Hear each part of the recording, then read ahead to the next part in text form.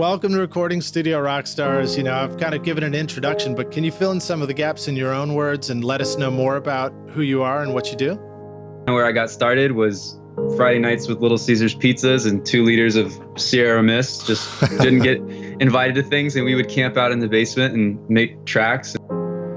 After a couple semesters, left school and started a home studio for singer-songwriters that's really grown and been a really great thing for us.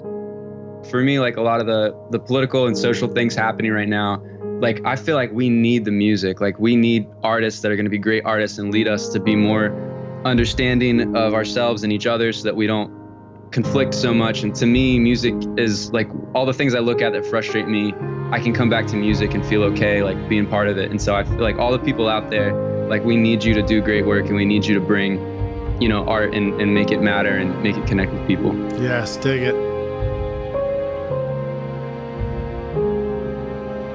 So what did that feel like when you were doing that first stuff? Were you, did you have anybody look at you like, dude, what are you doing? Did you have to did you feel like you knew this was the right thing to do? Or did you feel a little bit scared as you went into this? Man, I just knew I loved it.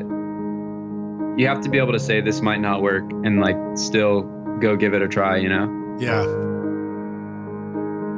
Well, I think what you're doing is really cool, man. And when it first crossed my radar, like I said, I was very impressed with the way you had put it all together. It seemed like it was a really clear, simple message from helping a lot of people. Yeah, we don't have to have huge margins, but we're like going to be the worldwide studio. Like I want to put all my friends to work around here and see like this thing really grow and become something that becomes a gem for Orlando music. It's been a good group that I kind of fell into here in Orlando, and they kind of helped me keep it between the lines most days. Yeah.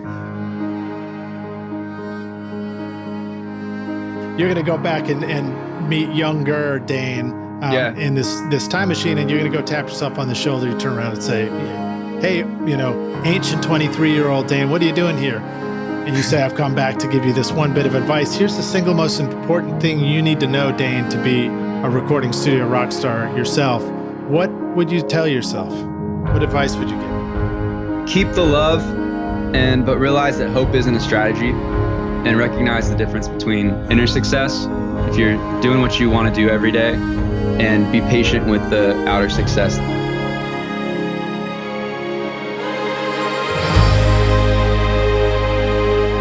I think that's one of the things that's so appealing about improvisation is that you're like in the moment making something and you know that like this moment right now we have to make count.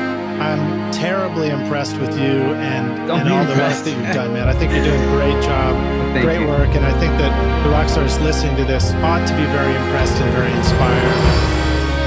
I really appreciate that you have sort of like a don't hold back attitude and that you are not looking at the future of music and recording as something that's, of bygone days, but it's wide open to you and whatever you want to do, which is inspiring.